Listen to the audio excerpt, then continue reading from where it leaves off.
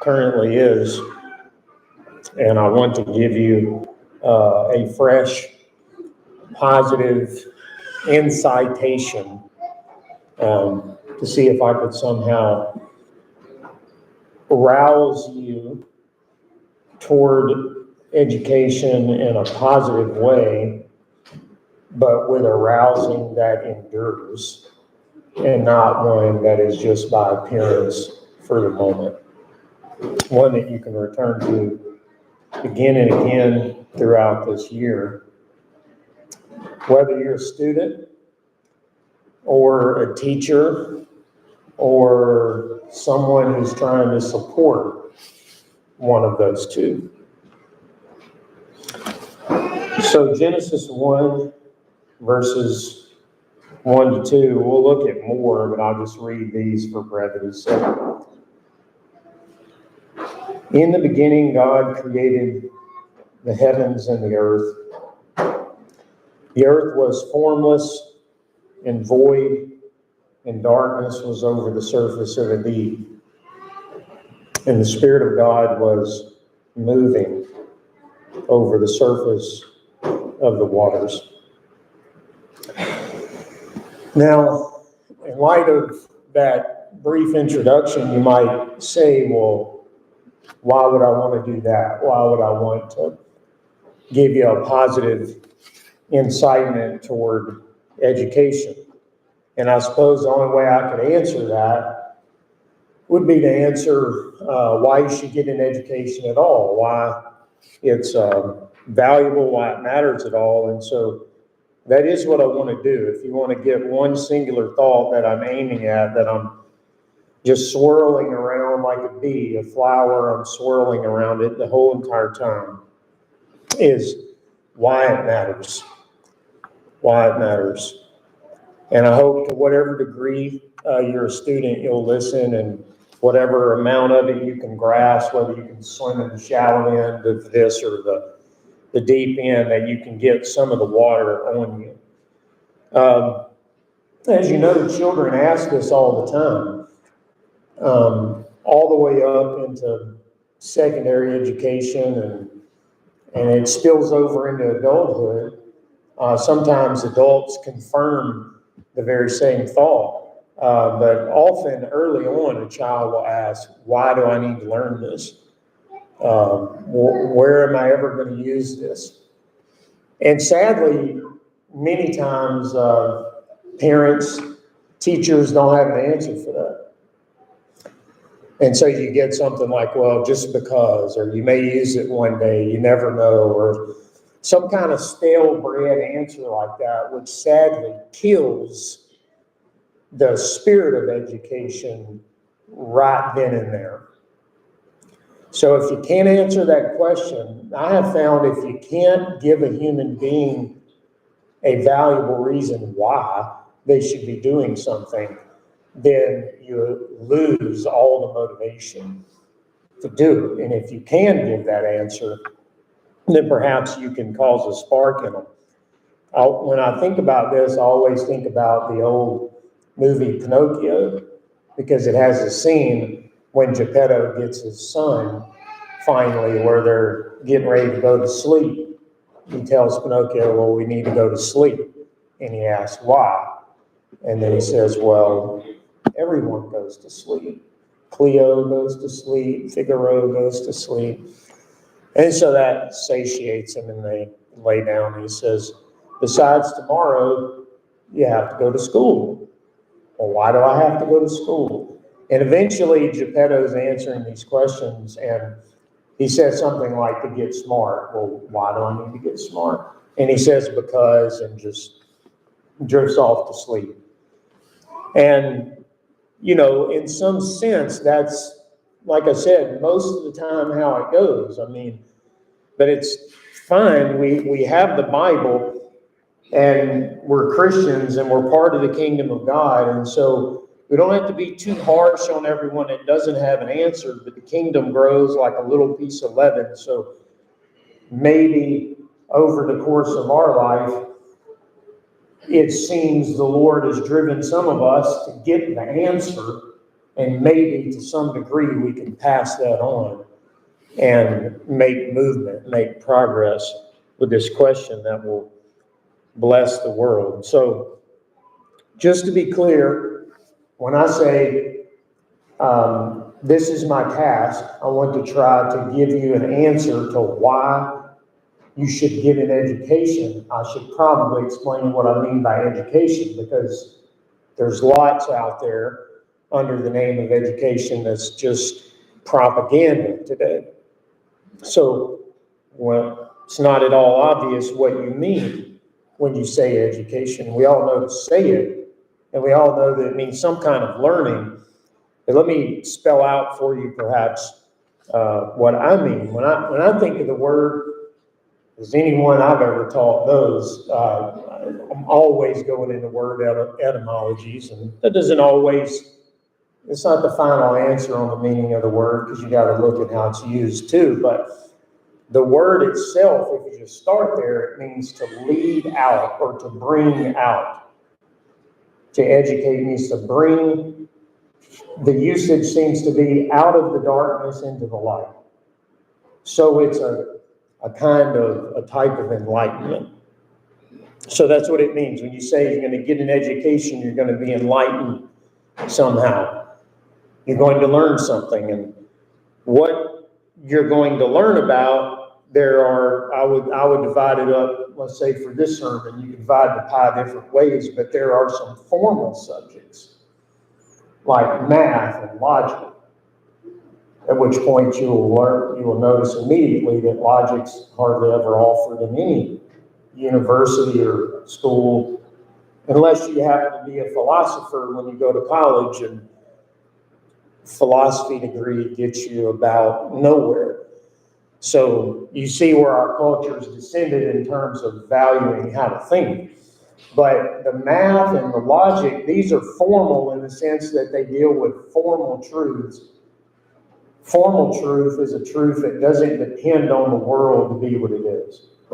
So if I say P or not P, that is true. Or let me put some content to it. Lincoln was assassinated or Lincoln was not assassinated. That statement is true in any possible world. It's not possible to create a world in which you can make that statement false. It's a omnipotent statement. It has an undefiable power to it. And all formal truth is like that. Math is like that too. 2 + 2 is 4. You can create any fictional world you want. You cannot make that false, even in that fictional world. If you try to do it, which some in our postmodern age have tried, you lose the audience. You know, people need to follow the story. If Elsa froze everything and she also did not freeze everything, I mean, the whole story would become incoherent and you wouldn't be able to follow it. So logic, math, these are your formal subjects, and then you have some material subjects. And by material, I mean you deal with matter. And by matter, I mean like you see me. I'm made of matter, trees, the sun, bugs. So this is going to deal with, maybe you could say, English and science. Science, you're dealing with all the stuff in the universe, and in English you are too. You're just learning how to talk about the stuff. Like, for example, some of you are going to learn in English grammar, one part of speech is a noun.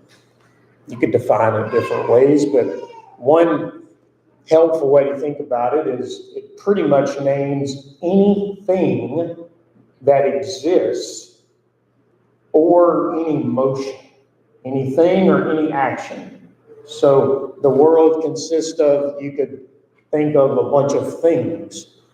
And then you could say, well, if there are things, they're in motion somehow. They're changing, they're moving, they're doing something. So pretty much you have the two categories of being and becoming right there. So nouns teach you to think of the world as consisting of things in motion. So there are these things, and the forms match the things. I mean, if I have 2 of these things and 2 of these things, and I put them together, I get 4 of those things. So the mathematical world is like this map in the logical world, and it corresponds to the material world. So people debate back and forth, between mathematics and physics, which one's more ultimate. And you could do that, but they're both equally real, at least. And then you have finally your ethical subjects of reading and literature. So what my task is, just so we're clear, is I want to try to convince you, I want to try to convince you why learning all of that matters. There should be no confusion. The decrease would be solely on my part, as I can aim high and miss, but there should be no confusion on what I'm aiming at this morning. I want you to leave knowing why you need desperately to read books. And you desperately need to know math and logic. And you desperately need to know science. That's what the formal subjects, you desperately need to know the material, you desperately, and even the reading and ethical literature, you desperately need to know. So let's start with an experiment to think about this. Something away from education. Let's say we're dealing with two young people and you're on a date. Say you're in your early 20s or upper teens or something like that. And you're on a date with someone and you're sitting at the table and you're paying attention to the conversation between you and, your date. And suppose I were to ask you, well, there's a lot of other information going on in here. Why are you paying attention to that and drowning out all the background information? And you might say, well, because I'm interested in getting to know this person. And then you could say, well, why? And you could say, well, because I like them and I want to pursue the possibility of a relationship with them. And then you could say, well, why? And you might say, well, because maybe I'll get married and have children and start a family. So why is that a valuable thing to do? Well, eventually you'll reach the height at which you're able to answer these questions. And you keep going on, you might say, well, it seems like that's a good thing to do, to be a member of society and contribute to the community. And that's a good thing to do because it's good to be a good person. And that's a good thing to do because eventually you keep going all the way up the ladder, or you can't go all the way up the ladder. And if you can't go all the way up the ladder, then you don't have a purpose. If you can't go all the way up that ladder and know why you're talking to that person and you're wanting to get everything as a subset all the way up to the top, then it's literally impossible for you and them to dance and to play together, as it were. Because you might say, well, I don't know what's at the top, and I don't have a purpose in the highest place, and that means there's nothing in the highest place, but only there is something. Nature abhors a vacuum, so you're going to put something there, and then they're going to put something there, but since it's not well defined, the odds are they're going to be at odds. And you're not going to be able to. So when you marry somebody, what you really want is, I can string all the way up to the top what my ultimate purpose is, and they can string all the way up to the top what their ultimate purpose is, and it's connected to something that's higher than simple, juvenile, hedonistic, physical pleasure right in front of me. That's a marriage that would do something. That's a relationship that could do something over the course of a lifetime. Well, you could do the same thing with school. So imagine yourself at your desk, and here you have your paper and your pencil, pen, binder, notebook, whatever it is you have here on your table. And imagine you hear me when you sit there and you look at all this spread out, and you hear me say, why are you doing this? And you might say, well, because I'm in math class. I need to learn addition. Why do you need to learn addition? and go all the way up the ladder. How high can you get before you have an answer? And if you can't go all the way up, you say, well, what's the big deal? It just means you're not an intellectual. It is a big deal, because if you can't go all the way up, the reason you can't go all the way up is you have no clear value system. Because if you go back to the date, when you sit in that restaurant and you say, why am I zeroing in on her and listening to her, and we're having a conversation, I'm excluding everyone else. Well, one reason is because you can't listen to everything at once. You can't look at everything at once. Do you ever notice when you wake up in the morning and consciousness dawns, you don't see everything in your bedroom? You have to prioritize. There's too much stimulus. And so, well, how do you sequence and prioritize what you're going to look at and take in? Well, according to what's more important. And how do you figure out what's most important? Well, you have to have an ethical value system, which means you have to have ethics to even see the world. And so there you go. Well, I value this relationship because of that all the way up, or I value learning math because of that all the way up. And the point is, if you can't do that, then you don't have a value system. And if you didn't have a value system, then you're just basically trying to handle everything all at once. And if you're not goal oriented, you don't know how to organize the bits of reality into a world view and what you're pursuing, then that means you're looking at everything all at once. And if you're looking at 20 things all at once, that means each of the 20 things has 1/20th an amount of importance to you. Otherwise, you would know how to sequence them better and what to stare at. And here's the thing where anxiety comes into our culture. If you only have things to look at that are worth 1/20th of significance, then you have 1/20th of positive emotion in your soul. You see.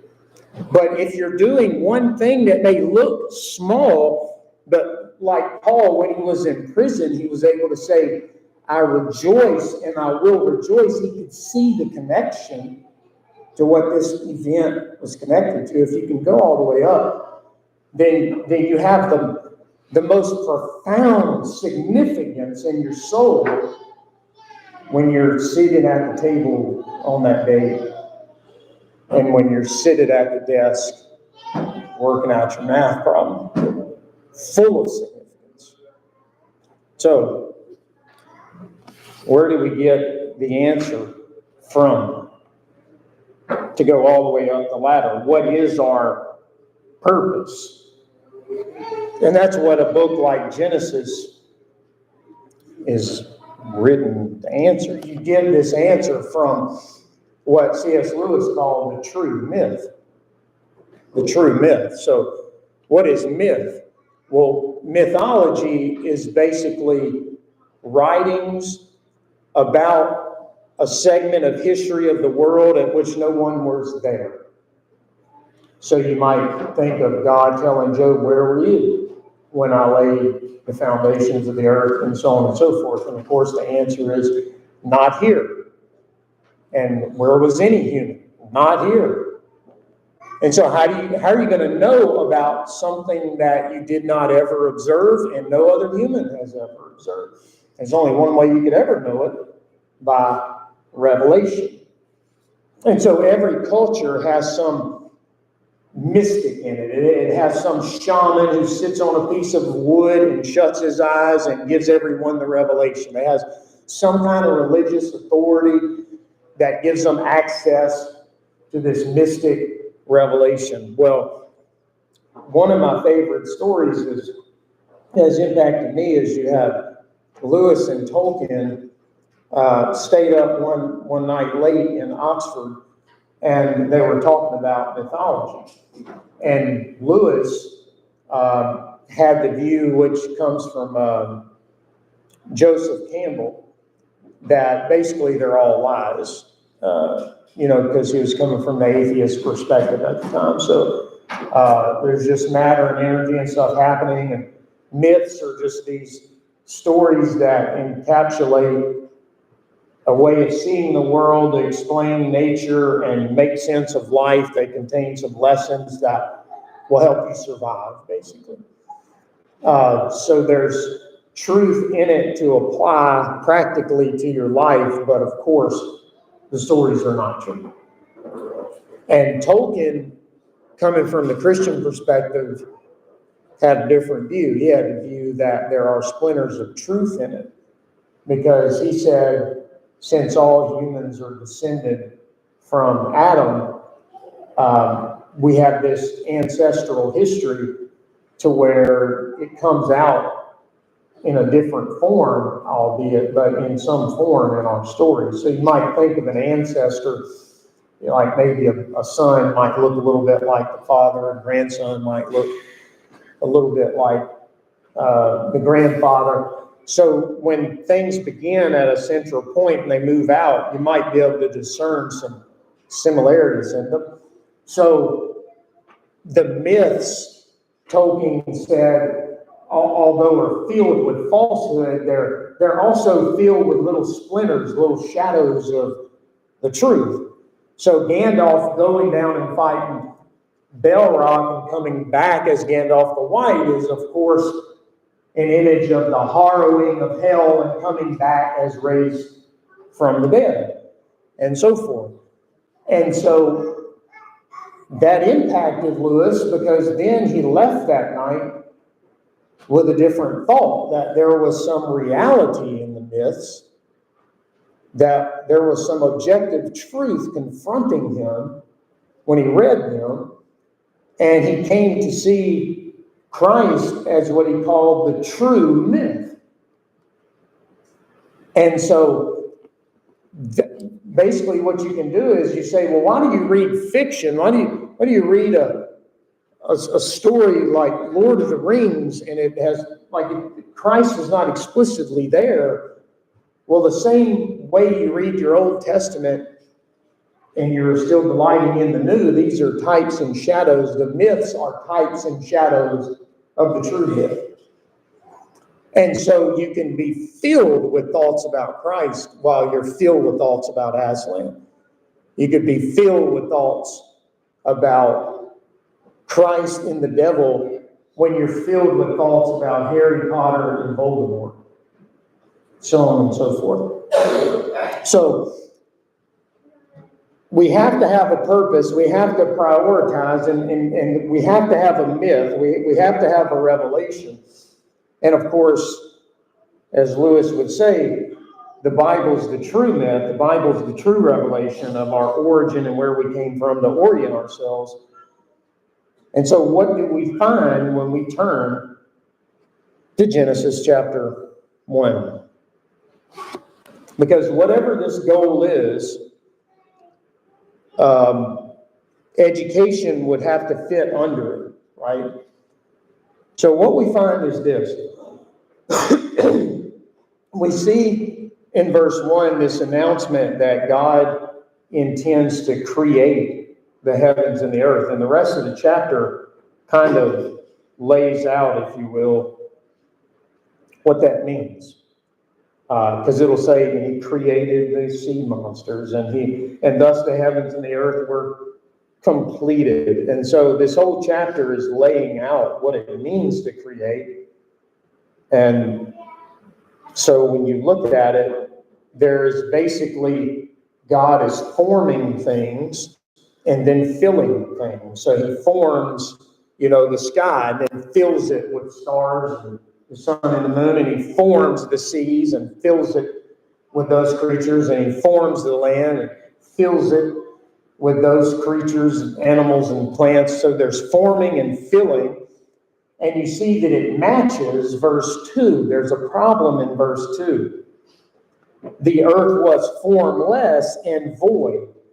And this is a classic, historic, rhyming Hebrew, tohu vabohu.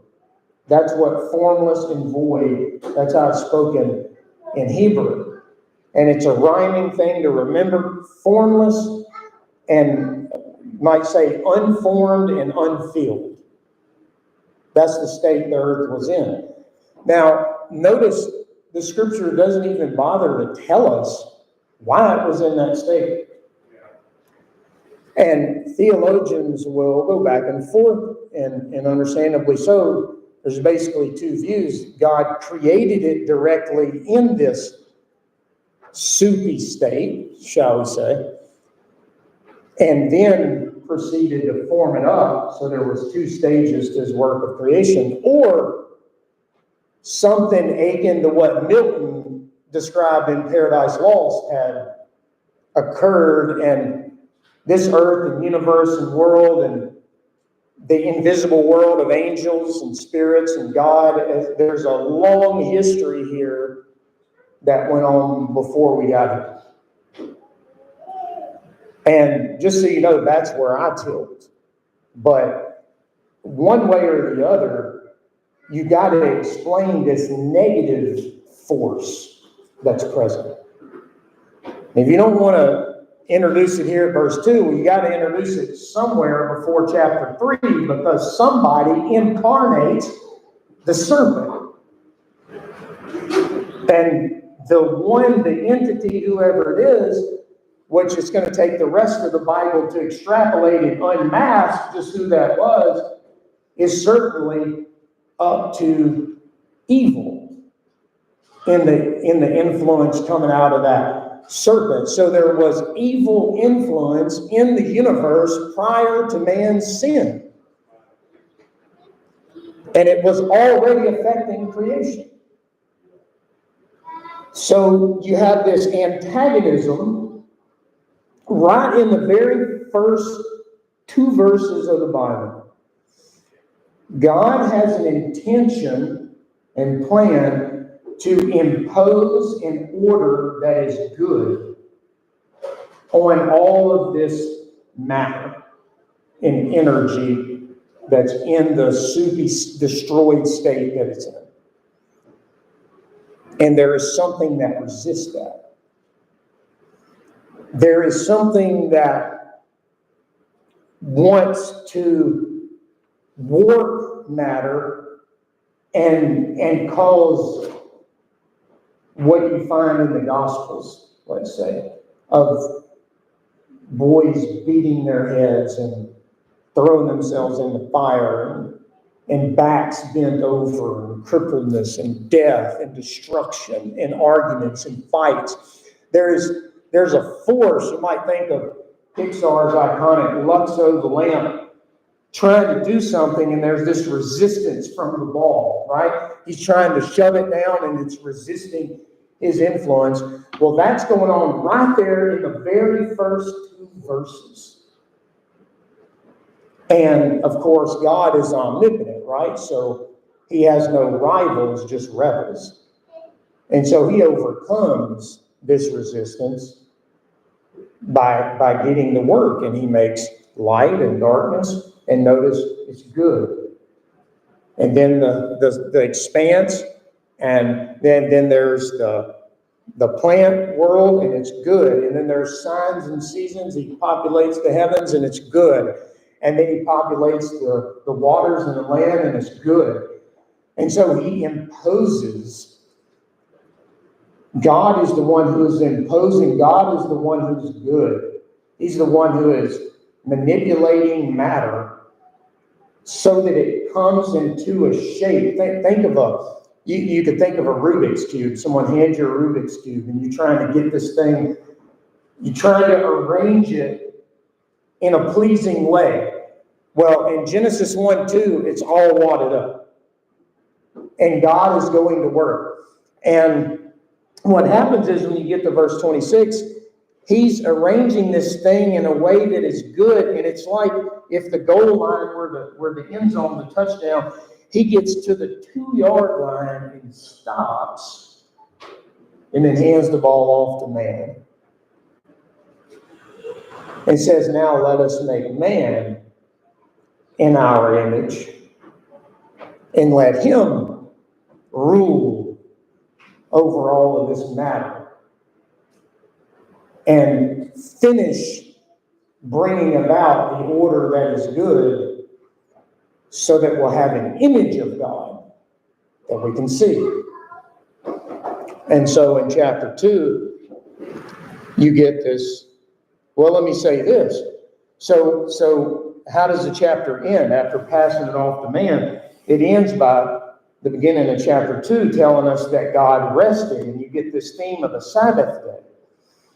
Now, what is that about? Because it doesn't mean he became, it's not the rest of inactivity, it's the rest of achievement. It's like a woman is working in the kitchen, and it's that moment where she takes the cake and puts it on the platter and puts it on the counter and puts the glass lid and then sits down.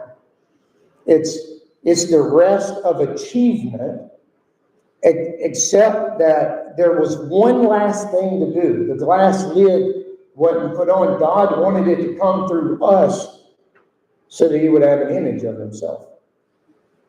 And so what you find in the garden in chapter 2, and what you find in the whole days of our weeks even, we're imitating God today, and some of us just don't know how we're doing it. But the whole idea of working 6 days and resting is this kind of, Paul and Jesus use this imagery of a woman in labor, squeezing to bring forth birth. And so Sunday is supposed to be the day that we take a breath. And then we go into 6 days squeezing to bring forth the new heaven and the new earth. And then we rest. Because we're patterning God. We're like two people dancing, like, how are you dancing? Okay. And then we dance that way. God worked in this way. And so literally in our week, in the way we work 6 days in the Western world and then rest on the seventh, it's supposed to be reminding us that our goal is to finish this work. So what's the work? Well, in the garden, you see Adam, and he's supposed to spread this garden. He's supposed to spread out and subdue the remainder of the world. Finish it. Well, how in the world can he do that? If our job is to finish it, the question is, how do we do that? And that brings us back to education. Now watch how it does this. We're to imitate God in arranging the world in such a way that it is good. Let me give you for pathos sake, let me give you a real critical example of this. When the doctor comes and you're in the bed and you're like dying if you don't get a certain medicine, and he puts the medicine in there and you live, that's a fulfillment of man being the image of God, because you're manipulating the elements in such a way that it is good. You see that? So you're taking some matter that is arranged in some way that's not good, and you're manipulating it and bringing out the becoming implicit in the being, because you know what this is capable of, and you are capable of bringing it to this new state of being, which is good for this person. That's what you're doing. So our calling is to do it to everything. The end result is a new heaven and new earth where all the matter and energy is under the influence of humanity, so that they image God in a way that's good. How in the world do you do that? Well, if we got to imitate God to do it, you look and you see how God did it. What instrument did God use?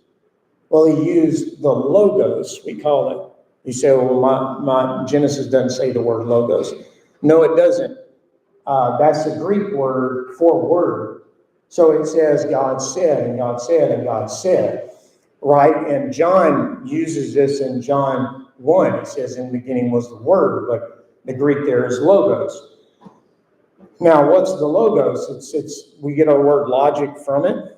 It's something like the order, the intrinsic order in the universe. So there's an order there, which if you comprehend it and you see it, like 2 + 2 = 4 is an order. So is an algebra equation. These are orders. So is understanding angles in geometry, right? A triangle up there is going to act the same as the little triangle that you have, and the one at the top of a skyscraper somewhere, and the one at the top of your duck camp.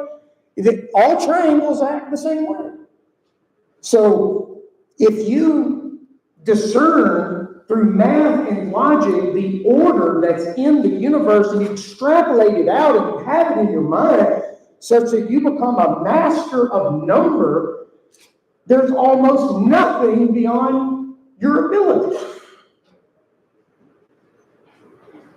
But so what that means is God ordered the world through the logos, through the order that's there, and you discover how to move things around by learning the logos too.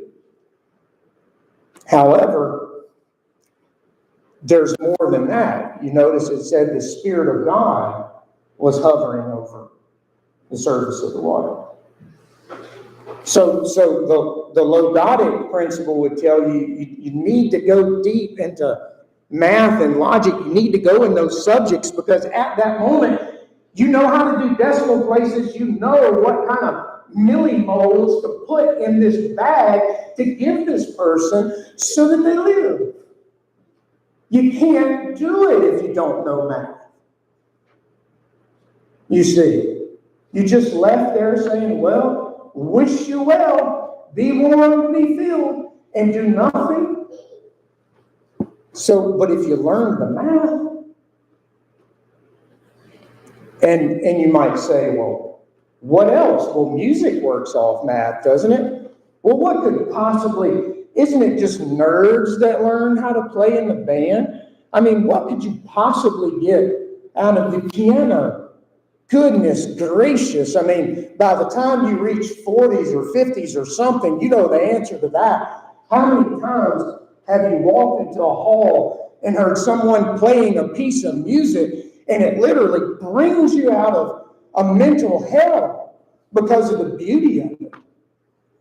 That's what you could accomplish by learning how to play an instrument.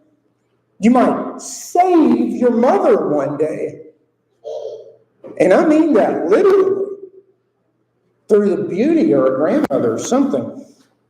So there's the logic that God uses. So that means if I'm going to finish this, I got to learn logic and math. I got to learn the logos, the order that's in the world. But then there's the Spirit, and that's the ethical component. I'll pass over real quick.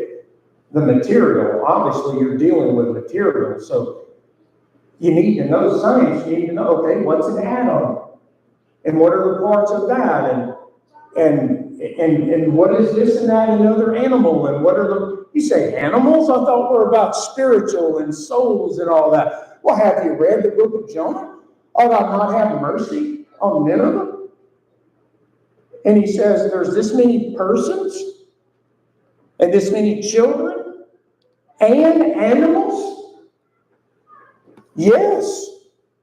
God loves his animals and cares for the animals. And so it would be a perfectly spiritual thing to do, to become a veterinarian. It's not like if you're a preacher, you're spiritual, and if you're a veterinarian, you're not. That ought not be the way we think. We ought to think that God has some vocation for all of us, and it's all part of our entire Christian life. I mean, think of an engineer. You think, well, that's dumb, and who could ever, but yet you drive over bridges all the time. Well, you don't get a bridge without those guys and gals. So hopefully you can see you master the logos, because you need to manipulate things for good. You got to learn that. And you master the material so that you know what you're moving around. You understand that. But then a lot of people go wrong there. They think, well, that's the STEM fields, right? That's all you need. No, it's not all you need. And that's why we're in the predicament we're currently in, the AI generation and the nuclear generation.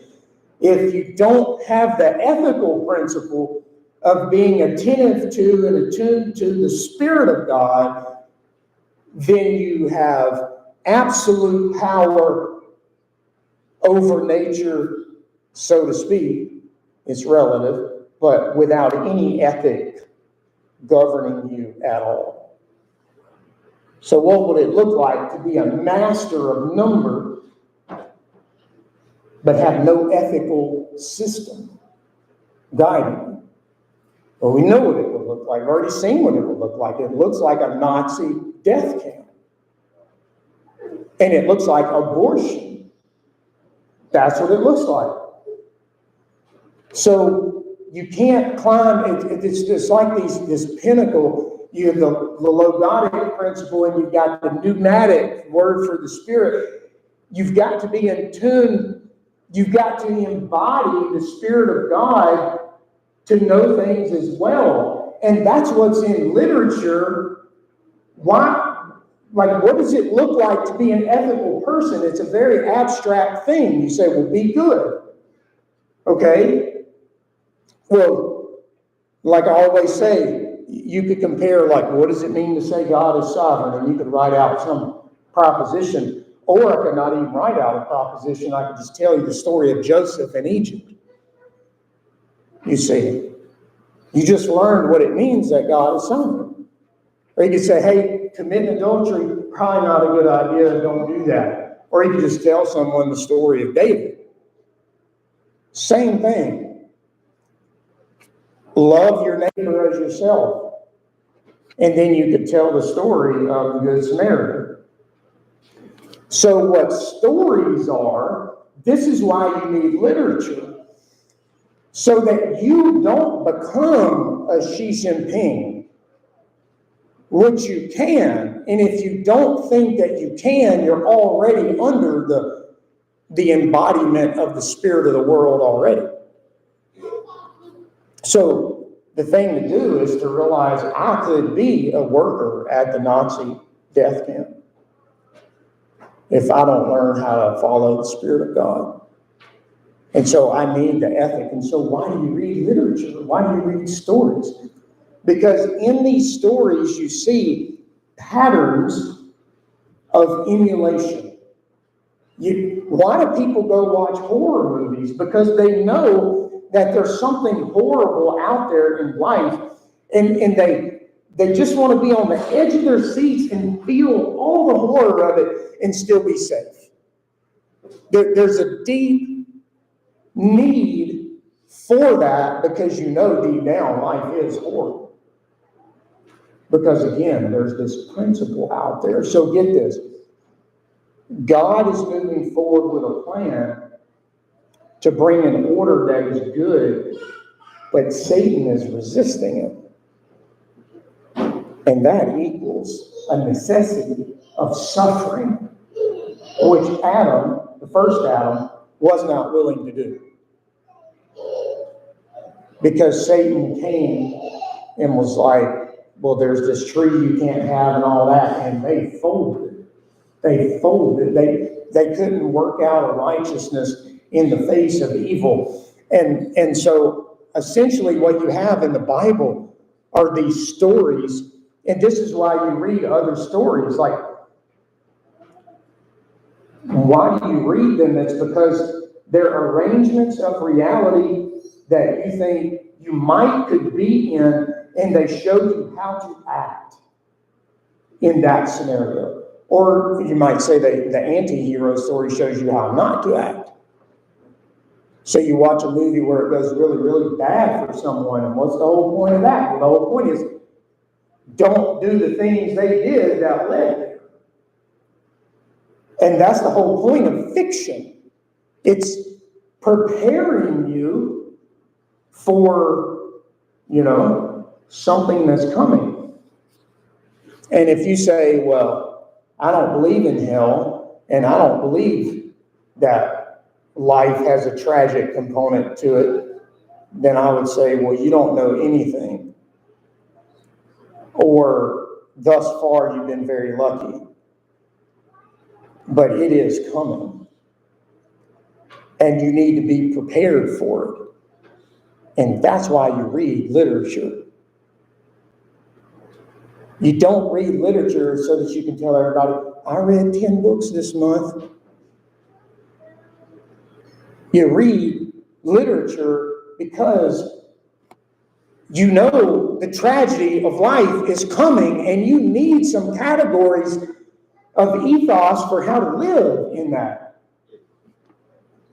And so, isn't it glorious? You read through the Bible, and it's like every one of these stories is trying to present to us the way that you have to live in order to order creation in a way that's good. And they all culminate on Christ.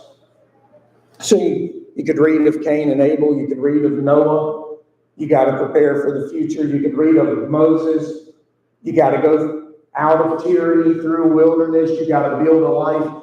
There's something to emulate there, but they all culminate. Why do they all culminate?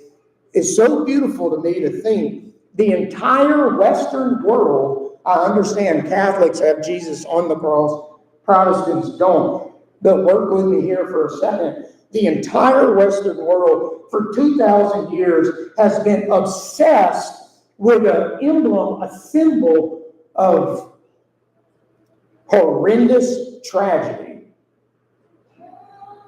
And you have people like Marx and Freud try to write that off and say, well, that's just a delusion.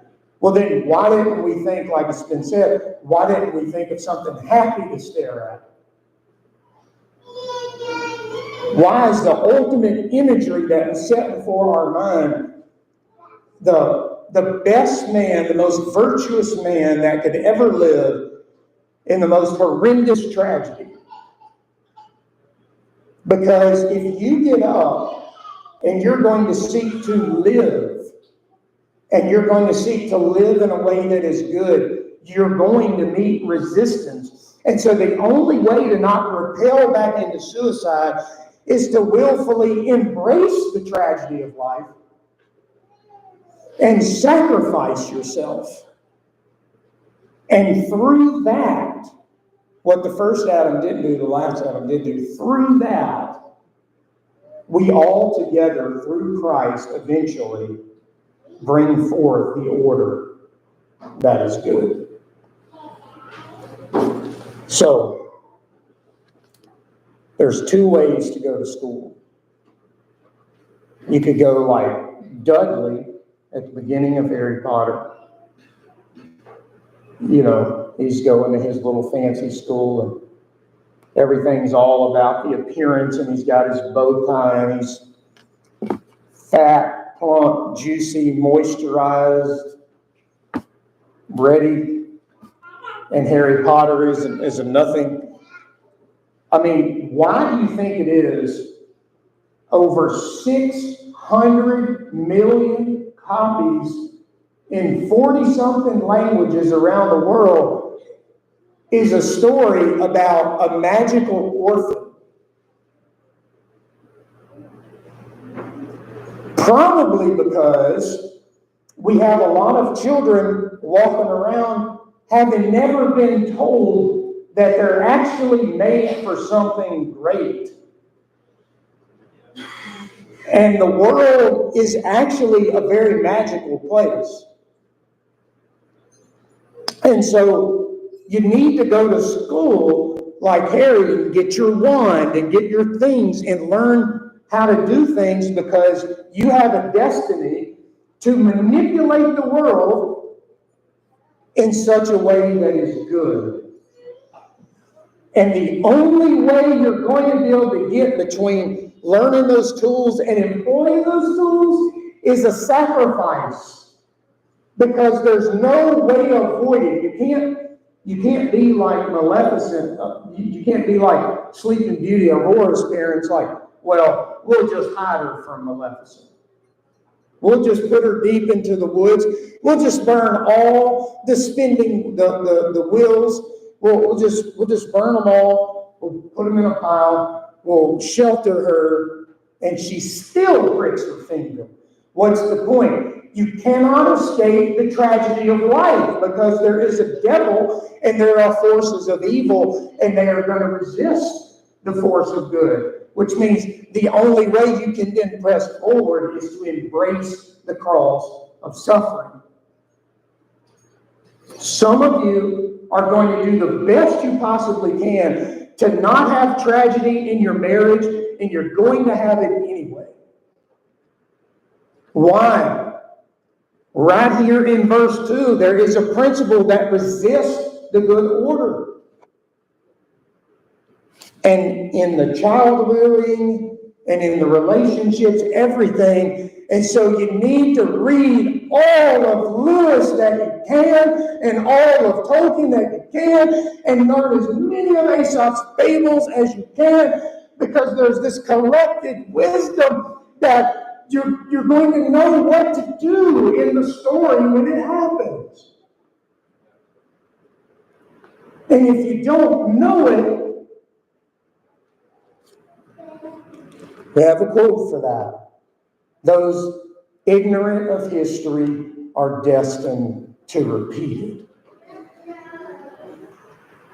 it. So, you have a task. You're a human being. That means you're made in the image of God. That means your purpose is to be a great wizard, as it were, in the good sense. Your purpose is to learn the logos, math and logic, and how the world runs according to that. Then learn about matter, learn the sciences and what exists, and then learn the literature so that you know how to act and what kind of spirit to embody as you apply what you learn to the matter in order to change it in a way that is good. And what we see in Jesus Christ is the full potential of humanity. We see a man raised from the dead, full. He is the Logos, and he's full of the pneumatic, he's full of the Spirit, and he's fully whole and fully healed, and he embraced the cross, and he's the one who has the power to subject everything to himself. And in all the healings and everything, we see him controlling the matter in a way that is good. And the thing that we get to do is jump in there.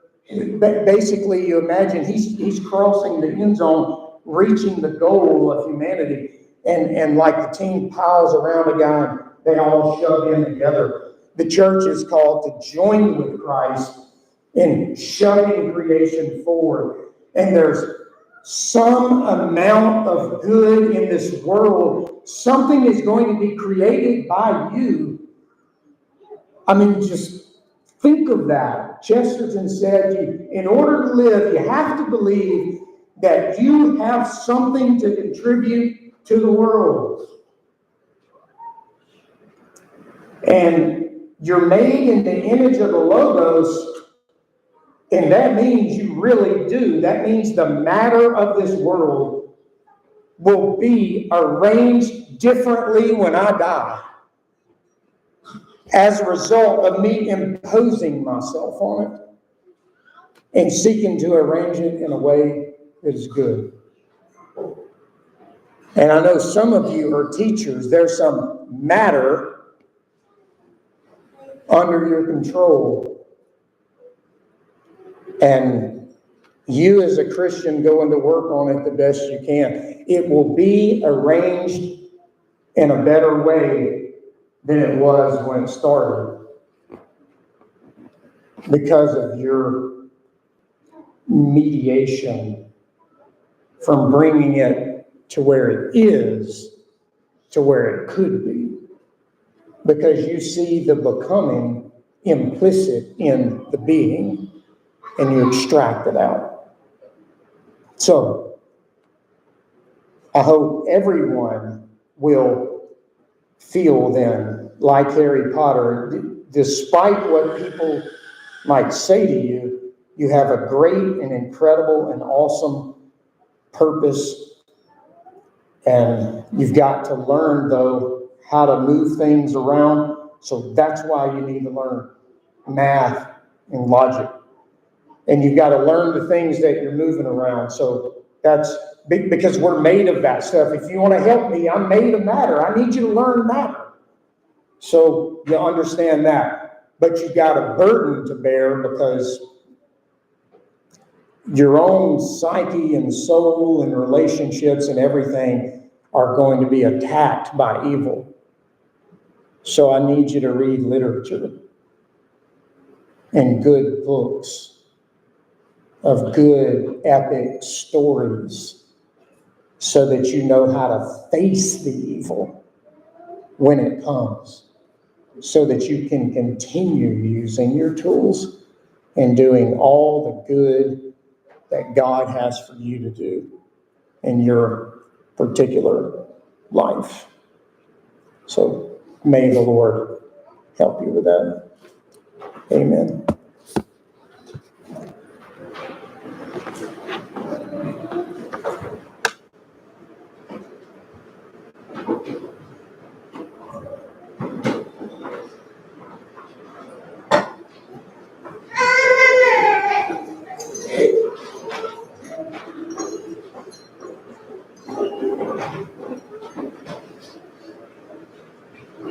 If you would please stand.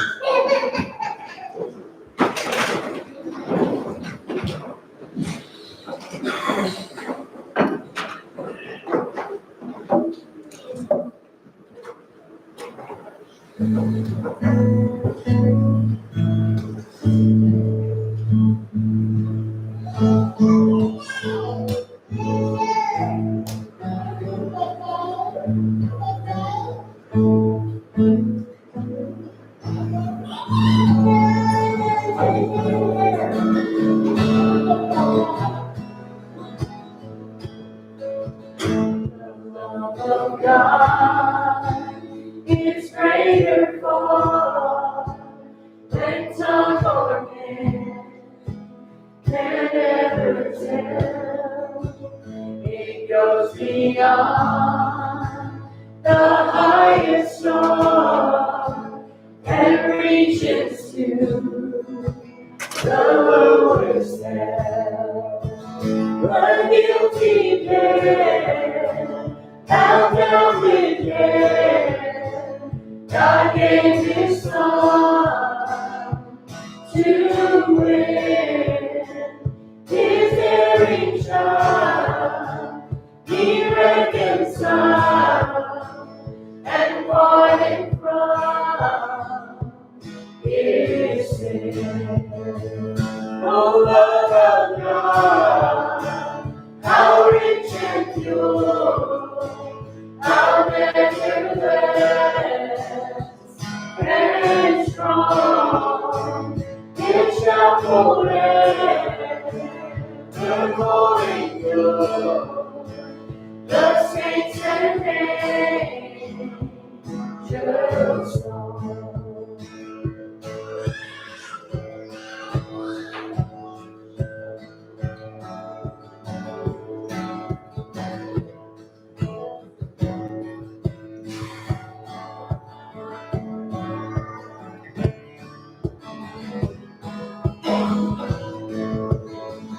When years of time shall pass away, and earthly thrones and kingdoms fall, when men who hear refuse to pray on rocks and hills and mountains tall, God's love so sure shall still endure, all measureless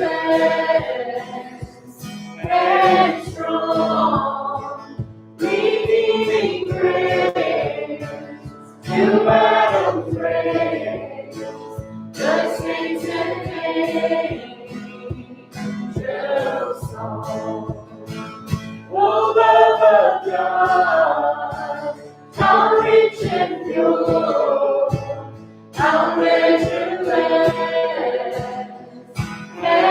strong, it shall forever endure. The saints and angels song.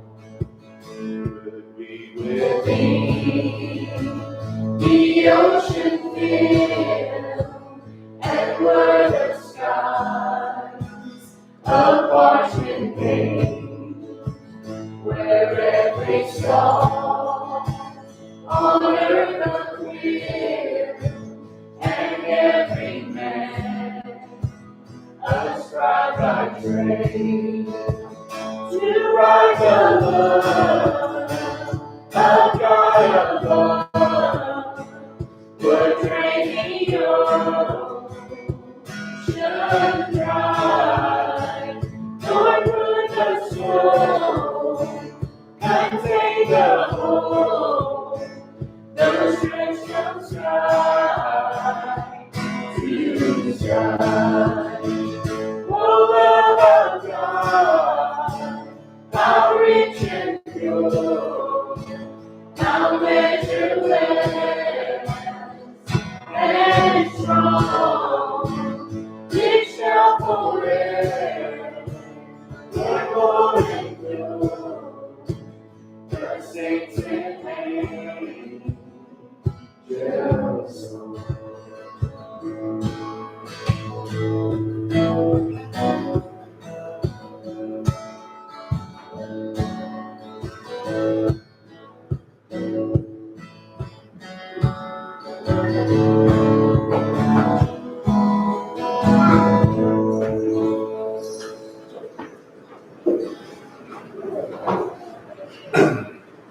Josh, could you end this prayer? And the Father, we're grateful for this word that you shared with us today. Lord, we thank you for this mercy that we might hear. You again, help yourself. We wish you were willing to take something from this report. It's such great work, of which we ourselves remain in that work you participate. Lord, we wish you could take a life from us, Lord, and save a soul. That a man God bear remembers for your great glory in Christ. Lord, we pray that you continue to do this great work. And each and every one of us, Lord, that you would call us to out, Lord, to be saved by your mercy and grace. Help those lives that you saved, Lord, that you would do this of giving, Lord, that God give to you. Trust that these things should be by your great power, for your great glory. In Jesus' name. Which he will bring about at the proper time, he who is blessed and holy sovereign, the King of kings and Lord of lords, who alone possesses immortality and dwells in unapproachable light, whom no man has seen or can see. To him be the honor and eternal dominion. Amen.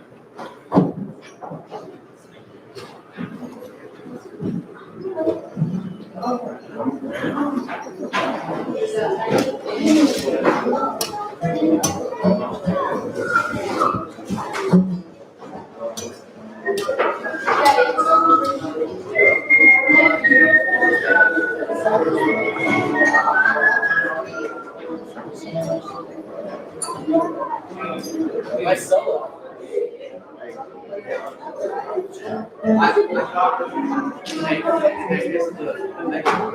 We're supposed to pick up on the next lyrics. No, didn't bother me. I just thought that would happen.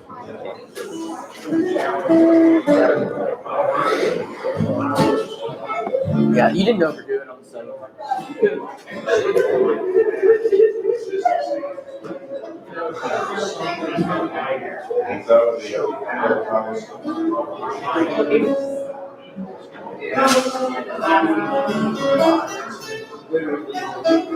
Ryan, rewrite the song. You did the intro again after the first verse. You couldn't have done that every time. But you didn't do the third verse. You're still in it. I've never seen it. You guys ever seen that? I don't think what. This? Yes. Really? So John MacArthur. I never heard of this.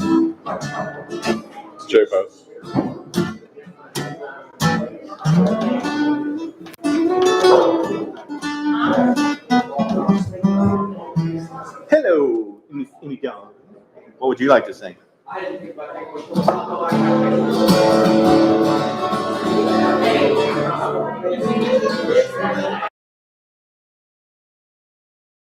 Slightly higher. OCD. Hear difference. It OCD'd me to death.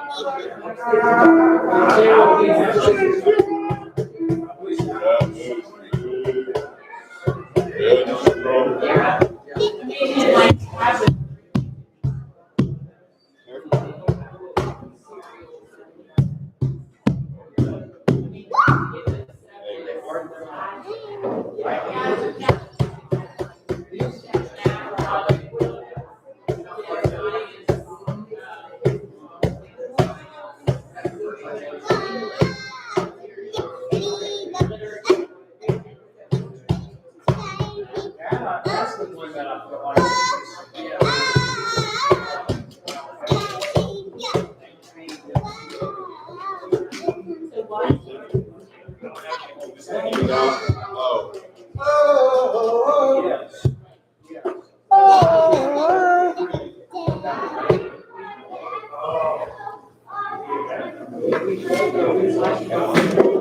Hey, that's, no.